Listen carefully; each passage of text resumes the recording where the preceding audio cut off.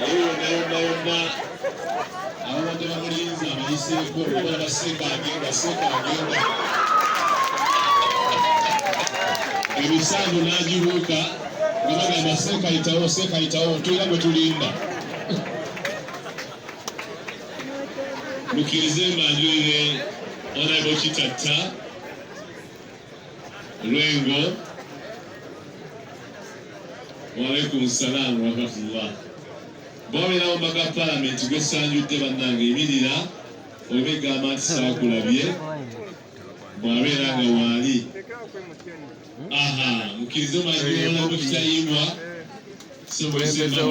waali tusanyuse n'okukulaba wabeerawo ssente wa disitulikiti kubanga bannange yinza okuba sikumanyi nga oli w'entungamo oli waawa ojja kunyambako kubanga kano njagala tukagirewo ddala ak'okwonjula ebyobufuzi.